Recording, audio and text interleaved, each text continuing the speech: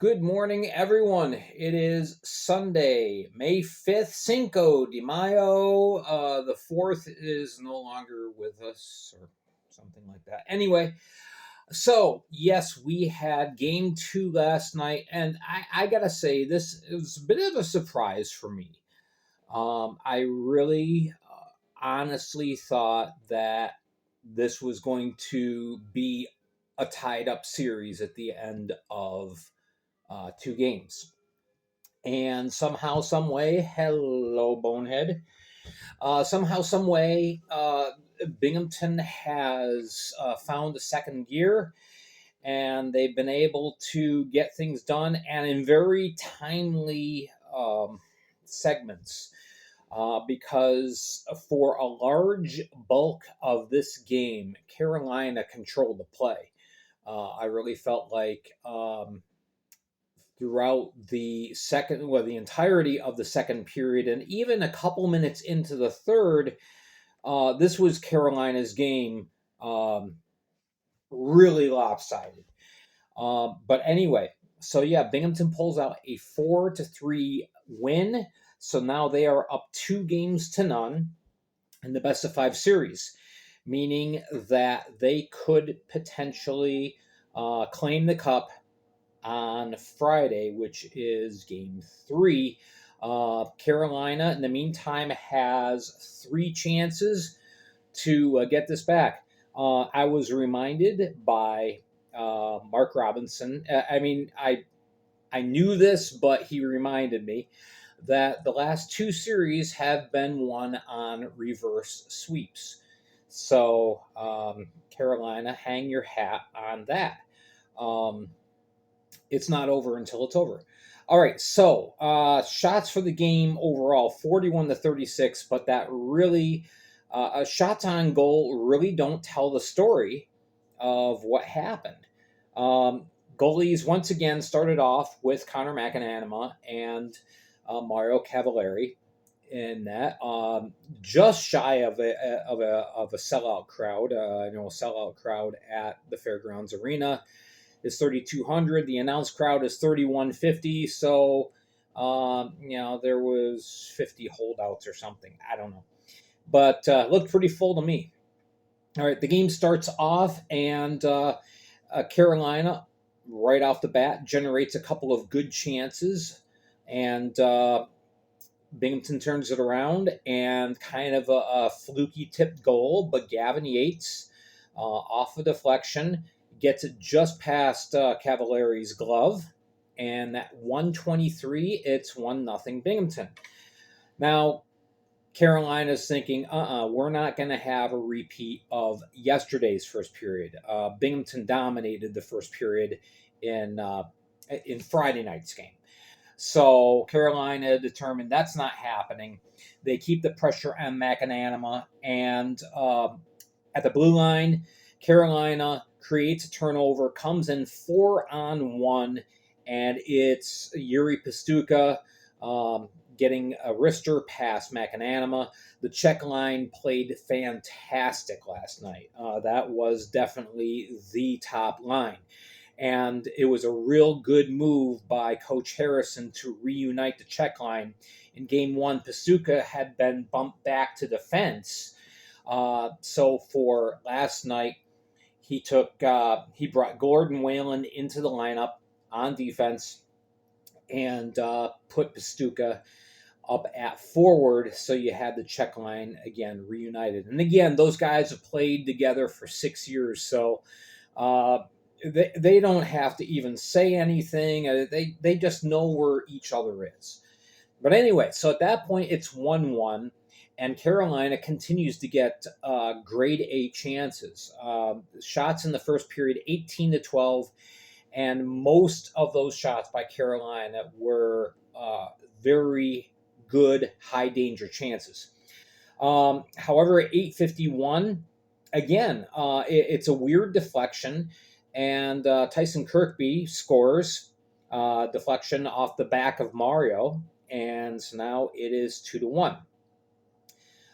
We get a power play, and Gavin Yates scores to make it 3-1, at 11:13. He was wide open on the wing.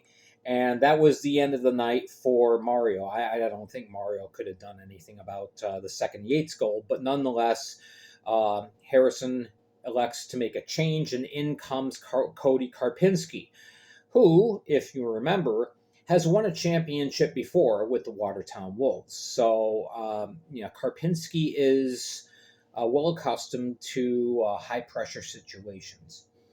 All right, and the change seemed to at least emotionally or psychologically work with Carolina, because suddenly they were starting to control the play.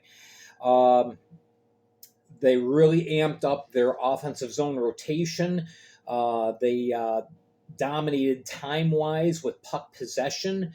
And 18-12 at the end of one. But Binghamton was up 3-1. Kind of just lucky bounces. In the second period, all Carolina. Shots were 13-5. Of those 5 shots, Binghamton had one grade A opportunity, and Karpinski snagged it with his glove. So at this point, even though Carolina was still down, the fans are feeling pretty good about things. The momentum had definitely shifted, and the ice was really tilted in Carolina's favor. 11:08. Again, it's the check line. It's Jan Salak. He shoots through a screen from the high slot. A beautiful shot, perfect placement. Beats McAnanima, and so now it is 3-2. Binghamton basically survives the onslaught. McAnanima was great. He made several big saves. Karpinski was making the saves he needed to when he was called on, but at this point in the game, he wasn't seeing much action. Most of the action was in the Binghamton defensive zone. And Carolina really taking the play to the Black Bears, but McAnanima was just making save after save after save. Really incredible. So shots in that second period, 13-5. Through 2 shots are 31-17, and Carolina is again feeling pretty good.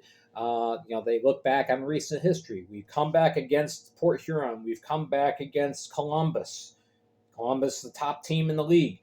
We can do this. All right. So first couple of minutes are pretty even. Binghamton really came out, though, with a lot of resolve and really tightened up defensively. They made great adjustments during the intermission as far as their defensive scheme. And Carolina was getting some shots on, but not the quality of shots that they were getting earlier on. And then Carolina got themselves into penalty trouble. A couple of guys end up in the box. It's a 5-on-3, but Carolina kills it off. Gave up 4 shots during that 5-on-3, but no goals. Karpinski made the saves. The defense was able to come out with a couple of really big clears, and so still a 1-goal game. All right, then we get to a key moment in the game, and that's at 10:16. Dan Weber for the Black Bears gets called. He goes to the box for 2 minutes. Carolina gets ready to set up on the power play, except for the fact that Binghamton had now been generating a lot of chances in the offensive zone. They've been able to tilt the ice back and maintain puck possession a lot more. Their passes were better, and Carolina was not getting the opportunity to have the puck on their stick as much as they were in the second. And then Jacob Schnapp takes a penalty, and that negates the power play for Carolina. Carolina had only gotten 1 shot on goal in the little over a minute that they were, or less than a minute, 45 seconds, that they were on the power play. 53 seconds, excuse me. So Schnapp ends up in the box, and Tyson Kirkby cashes in. He scores on that power play at 12:57, and that puts up Binghamton by 2. So Harrison doesn't waste any time. A couple minutes later, he pulls Karpinski. more than just under 5 minutes left to go. He pulls Karpinski for the extra attacker. He understands the urgency of the moment. And Josh Keplinger rewards Harrison's choice there as Keplinger banks a puck off of McAnanima's mask and in, and it is now 4-3. That's at the 15-20 mark. That was with the extra attacker. But in another really key moment in this game, on that shot, the buckle on McAnanima's helmet mask breaks. League rules: if a goalie cannot play without a mask at any time or with a mask that is unsecured. Okay, it's a league rule, not just for the Fed. It's in every professional league, and I believe it's in all the junior leagues too. Okay, that's a rule across hockey. All right, because of safety concerns. So the game had to be stopped. All right, this was not a delay of game situation. All right, the officials were right there watching repairs being attempted on McAnanima's mask. McAnanima couldn't get it replaced in time, so he puts on Nolan Egbert's helmet. Egbert is the backup goaltender. Okay, but now remember, everybody's mask is form-fitted, all right? So this is not the same size and whatnot. Egbert's helmet is not the same size and fit as McAnanima's was. So he goes in for a short period of time because the referees basically said, look, we got to get this game going. So McAnanima goes in with Egbert's bucket, and the next segment of play was only about 40 seconds long. The whistle blows. By that time, the equipment manager for Binghamton had the mask repaired. McAnanima put on his own mask. But that delay, that really took the momentum, the wind out of the sails for Carolina. They're on a big high. They just got within one. Keplinger got them within reach, and now they've got to sit and wait. And the delay was about 5-6 minutes, and that really destroyed the momentum from going back to Carolina. So again, with about 2 minutes left, Karpinski is pulled again, but this time Binghamton's clogging up all the passing and shooting lanes. Not many shots are getting through. McAnanima does make 2 big saves. 3 times the Binghamton Black Bears cleared the zone, shooting for the empty net, and as someone else said, just a bit outside. It was very close, but 3 icing situations. And that's just wasting time. The time is the enemy of Carolina. They can't get one more past, and the final ends up being 4-3. So for the game, shots end up being 41-36. Shots in the third period, Binghamton 19-10. Whatever was said in the locker room during second intermission, there you go. So Kirkby with 2 goals and an assist. Gavin Yates with 2 goals. For the Thunderbirds, you had a goal and assist from Salak. You had a goal and assist from Pastuka. You had a setup from Panchuk. But Cavalieri, old habits. Not his night. 6 of 9 in 11-14 played. Karpinski played very well, 26 of 27 and 46-24. He takes the loss because he surrendered technically the game-winning goal. McAnanima stops 38 of 41. So I would expect on Friday next week that it's probably going to be Karpinski in goal for Carolina because Harrison likes to ride the hot hand. I mean, who wouldn't?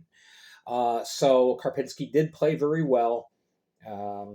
And so I kind of think we're going to see McAnanima and Karpinski in Game 3.